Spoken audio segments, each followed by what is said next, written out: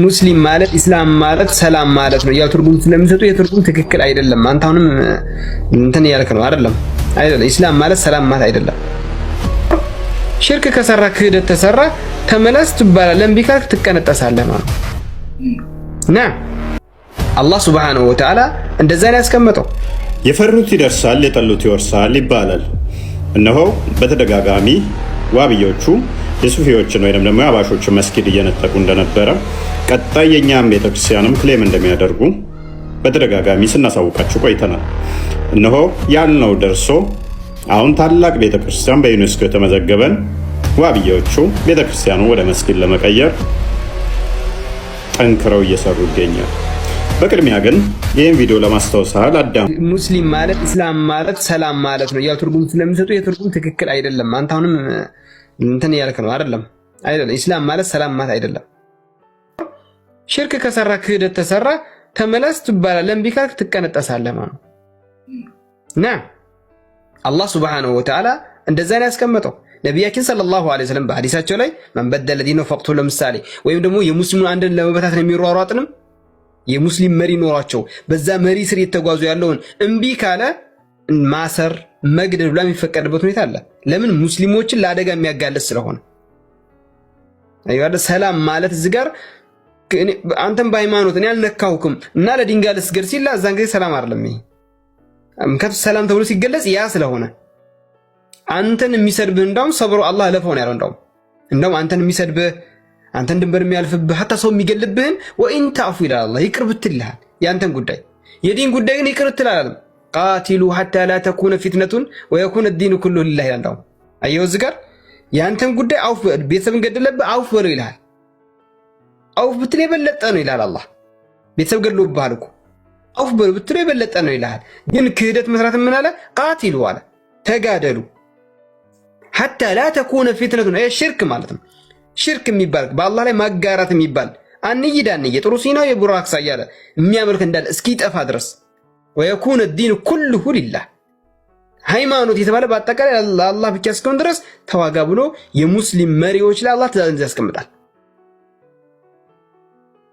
ስለዚህ ይሄ በዛ ነው የሚገለጸው። ይሄንን ጫና አድርጌ የምነግርህ ለአንተ ብቻ አይደለም። ብዙ ሰዎች ይሄንን ነገር ድፍና አድርገው ያልፉታል። መስላሃው ምንድነው ብንናገር የሙስሊም መሪ አሁን የለንም ምናምን ሰው ማወቅ አለበት፣ ውስጡ ሊያምንበት ይገባል።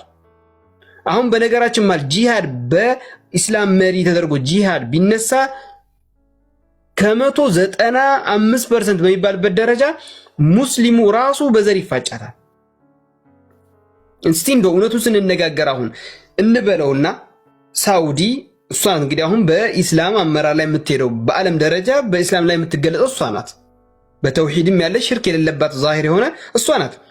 እንደው አላህ ቁዋ ሰጥቶ ጨምሮላት ሀይ ያልሆና ከዚህ ካለችበት የበለጠ ዙሪያው ያለውን የካሃዲ አገራቶችን ኑ ወደ ኢስላም ግቡ የሚል ጥሪ ብታቀርብና አልቀበልም ሲሉ ወደ ጦርነት ብትገባ ኢትዮጵያ ውስጥ ያለው ሙስሊም ምንድን የሚያደርገው? በሲም ብቻ ንገሩኝ እስኪ። እኛ የምንማማረው ምን እንደሆነ እንድታውቁ ነው። በደንብ አድርጋችሁ የምንማማረው ምን እንደሆነ። ኧረ ከሀገር ለሀገር ካልሞትክ የሚለው ስንቱ ነው? ምሳሌ ልስጣችሁ ያለሁት የአገሩን የከዳ የሚለው ስንቱ ነው? ይሄ ነው ኢስላም ብሎ ማለት። አረብ አያውቅም፣ ፈረንጅ አያውቅም፣ ቻይና ነው ምን አያውቅም። ላኢላሃ ኢለላህ ካለ ጋር ትሰለፋለህ በአንድ ባንዲራ ስር። በዓለም ደረጃ ሙስሊሞች አንድ መሪ ብቻ ነው የሚኖራቸው። ይህንን ልታውቁ ይገባል። አሁን የመሪ ተባብሎ የኢራቅ ሀገር የሱሪያ ሀገር ምናምን የሚባል ነገር ትክክል አይደለም። ኢስላም ሙስሊም አንድ መሪ ብቻ ነው የሚኖረው። ንጉስ አንድ ብቻ ነው ሀገር የሚመራ አሚር የሚባለው አንድ ነው። ሌሎችን ያስቀምጣቸዋል እሱ። ዋናቸው ግን ወታደራቸው ኃይላቸው አንድ ነው። አንድ ሰው ያው እስላም ነኝ ሲል ሰላም የሚለው የአላህ ስም አሰላም የሚል ከ99 ስሞቹ አንዱ ነው ካልተሳሳትኩ። ከአላህ ስሞች ውስጥ አንዱ ነው ሰላም። አዎ ሰላም የሚለው ደግሞ እስላም የሚለው ሰላም በሚል ነው የሚተረጎመው። ስለዚህ ያ ከሆነ እንደዛ አይደለም። ዞሮ ለአላህ መገዛት ከሆነ ሰላም ማለት ሰላም ማለት አይደለም ትርጉሙ። ተፈضل ዞሮ እሺ ወሃብ የሚለው ስም ያው ከአላህ ከ99 ስሞቹ አንዱ ነው። አንድ ሰው ዋሃብይ ነኝ ሲል ዋሃብን አመልካለሁ ሲል እዛ ውስጥ ይካተታል። ምንም ከእንትኑ ጋራ ከእስልምናው ጋራ የሚጋጭበት ወይም ደግሞ እንደነሱ አረዳድ ካልወሰድነው ምንም አይነት ሳይድ ኢፌክት የለውም ከእስላም። ነገር ግን እኔ አንድ ጥያቄ ምንድነው አንድ ሰው አሽከርካሪ ነው ልበልህና መኪና ለመንዳት በቂ ሙያውን ሳይማር እየነዳ ራሱ ወይም ሰው ቢገል በእስልምና ሕግ መሰረት አላህ ፊት ይጠየቃል አይጠየቅም? በገዳይነት ወይ በችለተኝነት አልያም ደግሞ ሙያውን እውቀቱ ካለው ሰው ሳይወስድ በበቂ ሁኔታ አያስጠይቀውም ወይ?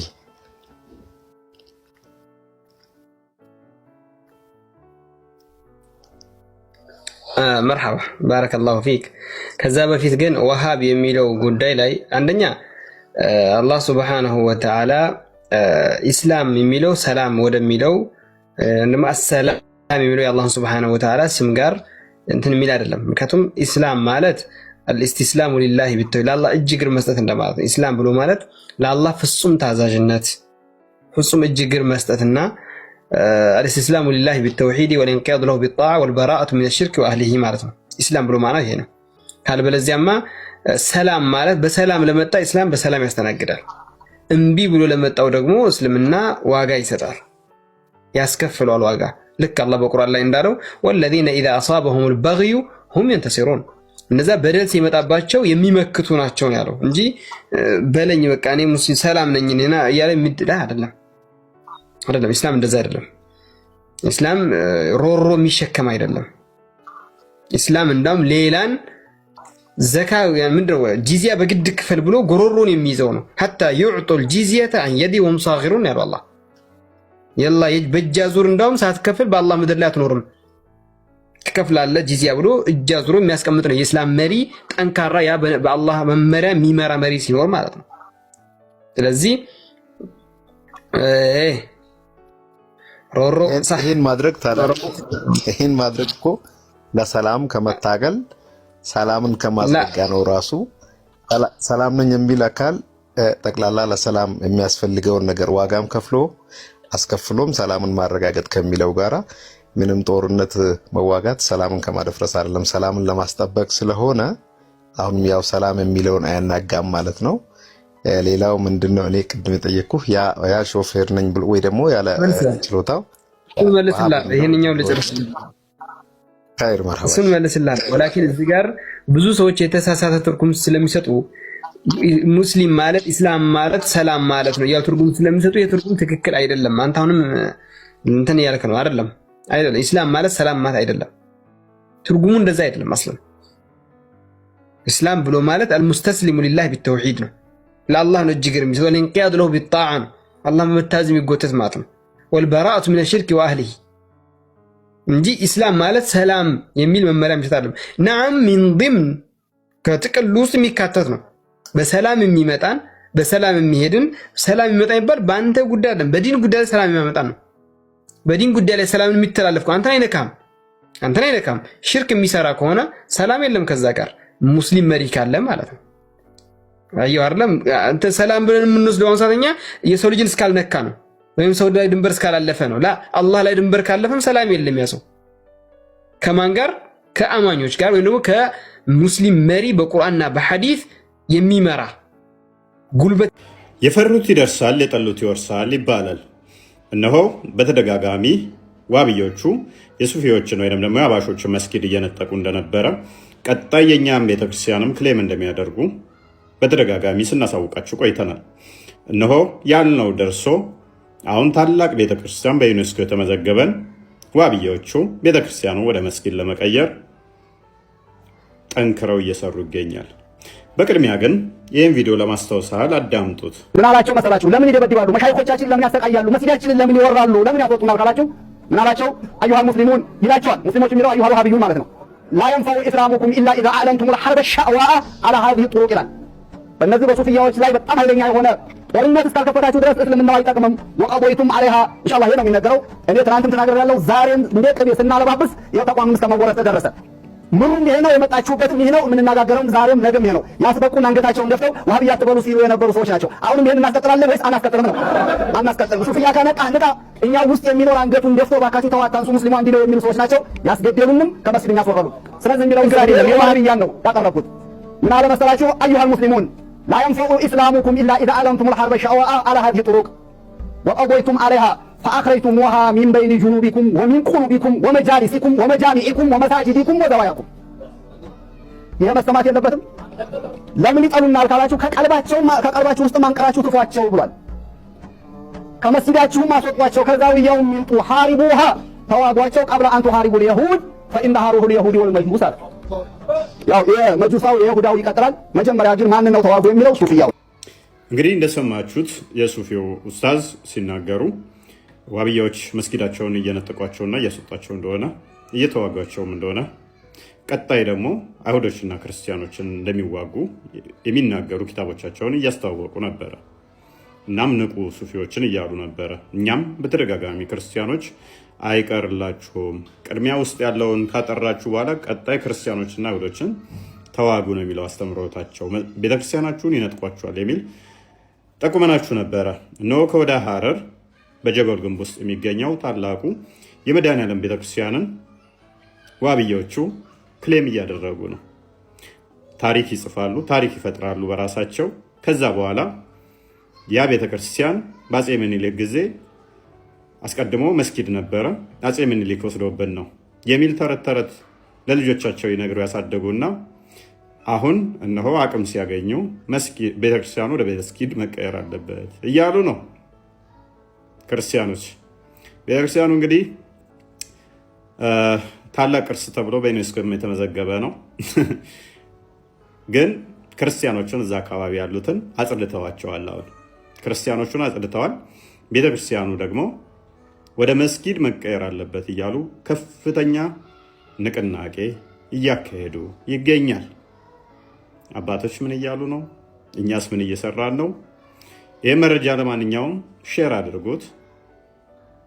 የሐረር አስተዳዳሪዎቻቸው ሐረርን የሚመሩ እነማን እንደሆኑ እንኳን አይታወቅም። ምክንያቱም ሃይማኖቱና ፖለቲካው ተቀያይጦ መስጊድ እንኳን የሚሰራው እዛው በህዝቡ ገንዘብ ነው። which means በመንግስት ገንዘብ ነው የሚሰራው። የክርስቲያኖቹ መኖሪያዎች ተፈናቅለው እንዲለቁ ተደርገዋል። አሁን የቀረው ታላቁ ቅርስ መድኃኔዓለም ቤተክርስቲያን ነበር። እርሱንም ወደ መስጊድ ሊቀይሩት በታላቅ ርብርብ ላይ ናቸው። ላልሰማ ሰሙ። ሰሞኑን አይታችሁታል። ቀደም ብለን እኛ ተናግረ ነው ነበረ። ከዛ ጋር በተያያዘ እንደው ዋብያው አባሹ ስለሞተ እንደዚህ ተደሰቱ። ክርስቲያኖች አብዛኞቹ ለምንድን ነው እንደዚህ እያሉ ግራ እየተጋቡ ነው። ክርስቲያን ቢሞት እነሱ ምን ነበር ማድረግ ያለባቸው? ህጉን ታውቁታላችሁ። እናት ሞታ ማልቀስ አትችልም። ይሄን ታውቃለህ? እናት ሞታ ማልቀስ አትችልም። በሸሪያ ቢያስተዳድሩ ድምፅህን አሰምተህ ማልቀስ አትችልም። ይሄን ታውቃላችሁ? ግን ክርስቲያኖች ሉክ ያልኳችሁ እናታችሁ ሞታ ያውም ሙስሊሞች አብረዋችሁ እየኖሩ አይደለም ከመጡ እናንተ ጋር ቤተክርስቲያንህን ለነሱ ከፍተህ እስተፈለጉ ድረስ ቤተክርስቲያን ውስጥ ከሚስታቸው ጋር መዝናናት ይችላሉ ባሎች። ቤተክርስቲያን ውስጥ ደግሞ አንተ ጸሎት ማድረግ አትችልም እነሱ ካሉ። አሁን የገረማችሁ ሀጂ ሙፍቲ ሞተው ተቀዳሚ ሀጂ ሙፍቲ ዶክተር ሀጂ ሙፍቲ ሞተው እንዴት አላዘኑም ነው አይደል? የገረማችሁ ዋብያዎቹ ክርስቲያን ሆነ ማልቀስ እንደማችል ይከለክሉሃል። ይሄን ታውቃለህ? ማልቀስ አይፈቅዱልህም። ይሄንን ታውቃለህ? ለእሶ ቦታ ላይ ሻማ ማብራት አትችልም። ይሄንን ታውቃለህ? ድምፅህን ከፍ አድርገህ እነሱ ቤተክርስቲያንህ ከመጡ እዚህ ውስጥ ማደር እንፈልጋለን ካሉ አንተ ጸሎት ማድረግ አትችልም። ፍታት መደረግ አይቻልም። ይሄንን ታውቃለህ? አሁን ዋብዮቹ አባሾች ስለፎገ እንት ስላሉ ነው ጎሽ እንኳን ሞተ እሰይ ስላሉ ነው አይደል? የገረማችሁ ማልቀስህንም ይከለክሉሃል። ሐራም ነው፣ ክልክል ነው። ይሄንን ታውቃላችሁ? እናየዋለን ይሄንን በደንብ ማለት ነው። እሺ ቴንክ ዩ ፎይ ምንድነው አሁን ላይ በደንብ እየተረዳን ያለው ነገር አለ። ሙስሊሞች ብዙ የሐሰት ካዝናዎች አሏቸው፣ ብዙ የውሸት ካዝናዎች አሏቸው፣ ብዙ የፖለቲካ የማስመሰል የማጭበርበር የማታለል ካዝናዎች አሏቸው። ስለዛ እነሱ የሚያሳስባቸው ምንድነው? የህዝብ ቁጥር ነው የሚያሳስባቸው። የህዝብ ቁጥራቸውን ለመጨመር የሚጠቀሙበት ሲስተም ምንድነው? እውነተኛውን ትምህርታቸውን አስተምረው ሰውን ወደ ሃይማኖት መጥራት ሳይሆን ሐሰት፣ ውሸት፣ ፖለቲካ፣ ማስፈራሪያና ዛቻ እነዚህን የመሳሰሉ የውሸት መንገዶች፣ የማታለያ መንገዶች፣ የማስፈራሪያ መንገዶች ይጠቀሙና ሰውን ወደ ራሳቸው ሃይማኖት የመሳብ ፍላጎት ነው ያላቸው። ከኛ ውጪ ማንም መኖር የለበትም የሚል ሜንታሊቲ ነው ያላቸው። በተለይ የዋሃብያው ክንፍ ማለት ነው። ሰሞኑን የተመለከትነው ሁላችንንም ያስተምራል ብለን በደንብ እንረዳለን። በተለይ እኛ ክርስቲያኖችንና አህባሾች ማለት ነው። ከዋሃብያ ክንፍ ውጪ ያሉ ሙስሊሞች አህባሾች በደንብ ልትረዱት የሚገባው ነገር ምንድነው? ዋሃብያዎች እያዘጋጁ ያለው ነገር፣ እያሴሩ ያለው ነገር፣ ያላቸውን አስተሳሰብ፣ ያላቸውን አስተምሮ፣ እነሱ ውጪ ያለውን የሃይማኖት አስተምሮ እንዴት ማጥፋት እንዳለባቸው ያሴራሉ። ሉክ ሁልጊዜ ምንድነው አንድ ነን የሚል እንትን ይሄ የሐሰት ፕሮፓጋንዳ የዋሃብያ ታርጋው ምንድነው? ሐሰት ነው። ይሄን የሐሰት ፕሮፓጋንዳ ምንድነው ይላሉ ሁልጊዜ እስልምና አንድ ነው፣ እስልምና 2-3 አይደለም፣ አይከፋፈልም ብለው ያስነግራሉ። ለማ በውስጣቸው ግን እነሱ የሚያደርጉት ነገር በደንብ በግልጽ የምናየው ይሆናል ማለት ነው። እኛ ጋር ይመጡና ለማስመሰል እስልምና አንድ ነው ይላሉ። ነገር ግን ትንሽ እንኳን በሃይማኖት የማይመስላቸው ሰው ሙስሊም ሲሞት እንኳን የሰሞኑ የሞቱት አባት ማለት ነው እሳቸውን በምን መልኩ ለሳቸው የደስታ ደቃ ሲደቁ እንደነበረ ሰሞኑን ተመልክተናል ማለት ነው። እንዴት ጮቤ እንደረገጡ ሁላችሁም አይታችሁታል። ጮቤ ነው የረገጡት ማስለሞቱ። እነዚህ ትልቅ ድንቅ አባት የሁሉም አባት የነበሩ አካል ሲሞቱ ማለት ነው። ስለዚህ ይሄ በማስመሰልና በውሸት የተገነባው ሃይማኖት እንትናቸው ይሄ ፕሮፓጋንዳቸው ሃይማኖታቸው አሁን ላይ እየፈራረሰ ያለበት ሁኔታ እንደሆነ ሁላችንም እያየን እንገናኛለን ማለት ነው። ስለዚህ አጀንዳ ይቀርጻሉ፣ ለውሸት፣ ለሐሰት፣ ለፖለቲካ ብዙ አጀንዳዎችን ይቀርጻሉ። አሁን ላይ እኛ ብዙ ነገሮችን መረጃዎችም ስለሚደርሱ ማለት ነው ከውስጥም ከራሳቸውም ሰዎች ምን አይነት አጀንዳዎች ቀርጸው እንደሚሰሩ በደንብ እናውቃለን፣ በደንብ እንረዳለን። ስለዚህ ይሄ ከዚህ በኋላ አይቀጥልም። ታቆማላችሁ። ሁሉም ይሄ የሐሰት ፕሮፓጋንዳችሁ፣ የውሸት ወሬያችሁ ሰውን በምን መልኩ አታላችሁ ነፍስ እንደምታጠፉ አሁን ሁሉም የደረሰበት ሁኔታ እንደሆነ ሁላችንም አይተናል ማለት ነው። ስለዚህ የሚያስጨንቃቸው ዋሃብያዎች ሰው ዳነ አልዳነ፣ እውነተኛው መንገድ አገኘ አላገኘ አይደለም የሚያስጨንቃቸው የህዝብ ቁጥር ነው። እኛ እየበዛን ነው እያነስን ነው። እየበዙ ከሆነ ምንድነው የሚፈጠረው? ሀገሪቷን ጠቅልለው በእነሱ የሸሪዓ ስር ለማስተዳደር። ከዛ በኋላስ ሃይማኖታችን ፐብሊክ ቦታ ላይ ፕራክቲስ ማድረግ አንችልም። ቅዳሴ እንኳን ማሰማት አንችልም። መጽሐፍ ቅዱስ መንገድ ላይ ይዘን መሄድ አንችልም። ሙስሊሞች ቤታችን ከመጡ ማሳደር አለብን። እንደዚህን የመሳሰሉ ህጎችን ያጸድቃሉ። ከዛ በኋላ ህዝቡን አፍነው ሀገሪቷን ለመጠቅለል ነው የእነሱ ዓላማ። ከኛ ውጪ ማንም መኖር የለበትም የሚል የዋሃብያ ፕሮፓጋንዳ ይጠፋል ማለት ነው። ይሄ ስለዚህ መዳን አይደለም የሚያሳስባቸው፣ ሰው ዳነ አልዳነ አይደለም የሚያሳስባቸው። የኛ የህዝብ ቁጥር እየጨመረ ነው ወይስ አይደለም የሚለው የዋሃብያ ትልቁ ታርጌት ይሄ እንደሆነ በደንብ እናሳያችኋለን ማለት ነው። ካስተምሯችሁ አንጻር እናንተ እና ሼኮቻችሁ ከተናገሩት አንጻር እነዚህን ሁሉ እናሳያችኋለን።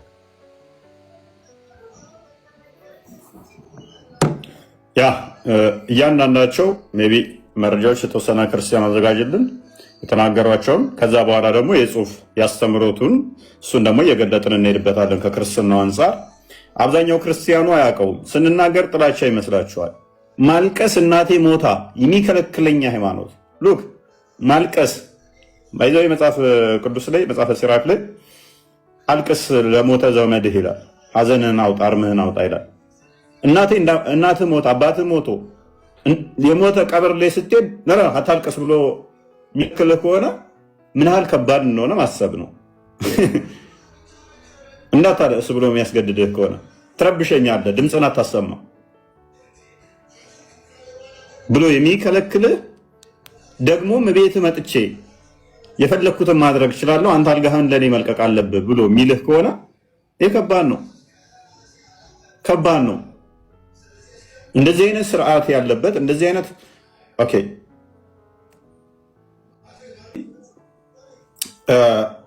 ጥላቻቸው ምን ድረስ ነው እንዴት ነው የሚለውን እያንዳንዱን ከራሳቸው አደባባይ ላይ ሰው ፊት ለኛ ሲሆን አንድ ነን ይሏቸዋል።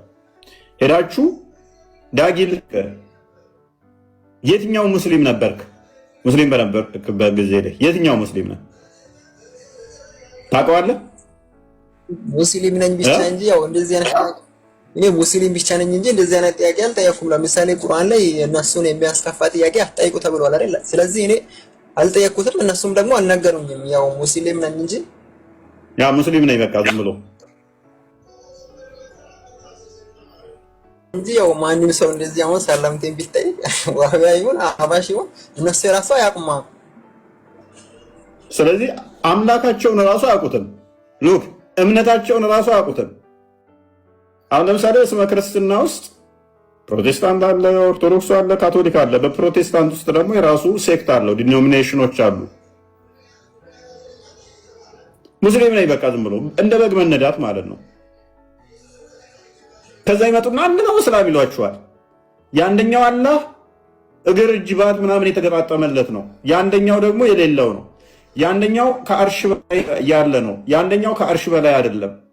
የአንደኛው ባቱን የሚያሳይና በባቱ ነው የሚያውቁት። አምላካቸውን ራሱ በባት ነው የሚያውቁት። የሌላኛው ደግሞ ከነ ባት የለውም፣ ግን አንድ ነው ይሏቸዋል። አንድ ነው ይሏቸዋል ሲፎግሯችሁ። ይህን ፉገራ በደንብ የሚጫወቱት ዋብዮቹ ናቸው፣ ሀባሾቹ ሳይሆኑ። ሀባሾቹ በተሻለ መጠን ልዩነት እንዳላቸው ለማሳየት ይሞክራሉ። ዋብዮቹ ግን ተግተው የሚሰሩት ምንድነው? ውሸት፣ ቅጥፈት፣ ማጭበርበር ነው ኦልዌይስ። እስልምና የቆመው ምንድነው? በውሸት ላይ ስለሆነ ማለት ነው። አብዛኛው ኡማ ደግሞ ይሄን አያውቅም። ክርስቲያኑ አይደለም ሙስሊሞቹም አያውቁም። ማለት እስልምና ውስጥ በነበርሽበት ሰዓት ይሄን አብዛኛውን ታውቂው ነበረ? እንደዚህ አይነት ልዩነትን እንደዚህ አይነት ክፍፍል መኖሩ ነው። በቃ ዝም ብሎ ቁርአን እንግዲህ ትቀራ ያለሽ እንትን ያለሽ፣ ከዛ ውጭ ግን ምንም የለም። አይ ማጅን ማለት ቁርአን የምታስተምር ልጅ ነች። ቁርአን ያከተመች ነች። እስልምና ውስጥ የነበረች ሰዓት እህቶቿን ቁርአን የምታስቀራለች። ቁርአን አክትማለች። አታውቀውም ግን የትኛው ሴክት እንዳለች እንኳን ግን ሙስሊም ነኝ በቃ ዝም ብላ ትጓዛለች። አምላኳ ማን ነው አታውቀውም። አላህ ብቻ የሚል ስም ነው ያለው የምታውቀው። ስንት አካል አለው የምታውቀው ነገር የለም። ትሄዳለች፣ ትመጣለች። አብዛኞቹ እንደዛ ናቸው። አብዛኞቹ 90% ያህል አሁን ቲክቶክ ላይ ያሉት ትንሽ አዌርነስ እያዙ መጡ እንጂ እንደዛ ናቸው። ይመጣና ከዛ ምን ይላል? አንድም ሶስትም አታምልክ ይላል። ኦኬ እኛ አብ ልብ፣ ወልድ ቃል፣ መንፈስ ቅዱስ እስትንፋስ ብለን እናምናለን፣ ወይንም እስትንፋሰ እግዚአብሔር ብለን እናምናለን። ስለዚህ አምላካችን አንድ አምላክ ነው። አንድ አምላክ ነው። ሶስት አካል አለው። አንዱ አምላክ በሶስት አካል የተገለጠ ነው። ልብ፣ ቃል፣ እስትንፋስ ብለን እናምናለን። ኦልራይት የእናንተስ አምላክ ስንት ነው? አንዱን ብቻ የጠራውን አምላክ አምልክ ይልሃል። ኦኬ አንድ ብቻ ነው አላህ? አዎ። ስንት ባት አለው? አትጠይቅ። አሃ አንድ አካል ነው ካልክ ስንት ባት አለው? አትጠይቅ። ኦኬ ስንት ጣቶች አሉት? አትጠይቅ። ስንት እጆች አሉት? 2 እጅ። ስንት አይኖች አሉት? 2። ስንት ጆሮች አሉት? 2። አሃ 2 አይን አለው፣ 2 ጆሮ አለው፣ 2 እጅ አለው፣ 5 ጣቶች አሉት፣ እግር አለው፣ እጅ አለው። ኦኬ የተሰካኩ ናቸው? እንደኔ እንደዚህ የተገጣጠመ ነው? አትጠይቅ። የተለያየ ነው? አትጠይቅ። ኦኬ የተሰካካ ከሆነ እኮ እንደኔ ነው ማለት ነው። 2 እጅ አለው፣ 2 ጆሮ አለው፣ 2 አይን አለው፣ 2 እግር አለው፣ 5 ጣት አለው፣ አፍ አለው፣ ጥርስ አለው፣ ይስቃል። ኦኬ ጥርስ አለው የሚል ማስረጃ አንጣ። ጥርስ የለው ይስቃል ግና? አዎ ይስቃል። ኦኬ በድዱ ነው የሚስቀው?